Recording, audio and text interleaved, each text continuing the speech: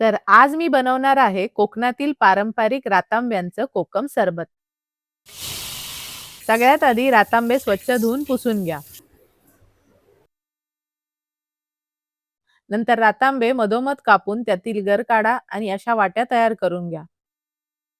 आता जो गर आणि बिया काढल्या आहेत त्या हाताने कुस्करून त्याचा रस काढून घ्या. यानंतर तयार केलेल्या रातांब्यांच्या वाट्यांमध्ये एक एक चमचा साखर भरा आणि त्या एका काचेच्या बरणीत एकावर एक छान रचून ठेवा. सगळं व्यवस्थित रचून झालं की वरून आपण काढलेल्या गराचा रस होता. बरणीला स्वच्छ कपडा बांधा आणि 7 ते 10 दिवस छान उन्हात ठेवा.